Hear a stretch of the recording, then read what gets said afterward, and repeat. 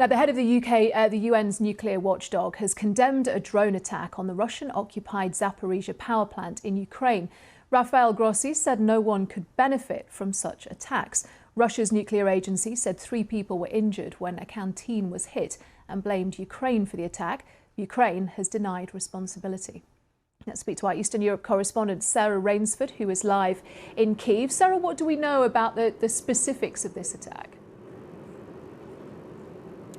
Well, the IAEA, so the UN's atomic energy watchdog, has been talking about a very significant threat and a very significant attack on this nuclear power facility. Now, Rafael Grossi has talked about 3 direct hits on the facility, as he's described it. He's called it reckless.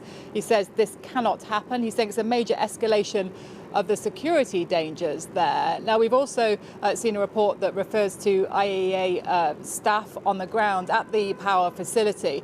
They've talked about hearing explosions during the day as well as rifle fire.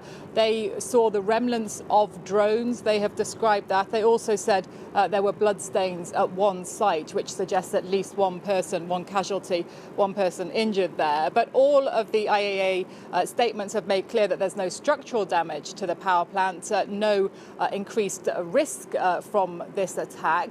And in terms of who actually is responsible, there is complete confusion on that. The Russian officials in charge on the ground are saying this was a Ukrainian drone attack. Ukraine's military intelligence agency, the GUR, is denying that, saying Kyiv was not involved. They wouldn't endanger the facility and the civilian population. In fact, they're blaming Russia for that, saying that this was an attack carried out by Russia in order to blame it on Ukraine. But I think it certainly has highlighted the risk around this power plant, which is right on the front line, and where there have been, since the start of the full-scale invasion, numerous occasions when the atomic agency, the nuclear agency, the IAEA, has talked about its concerns. But these statements, I think, today are particularly stark, particularly strong. Are those warnings likely to be listened to, Sarah?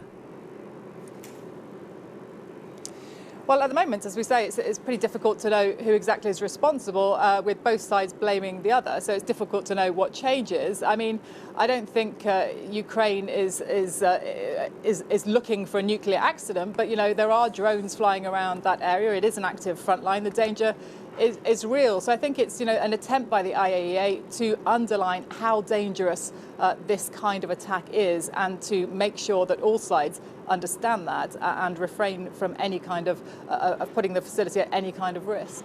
Sarah, thank you. Sarah Rainsford, our Eastern Europe correspondent in Kyiv.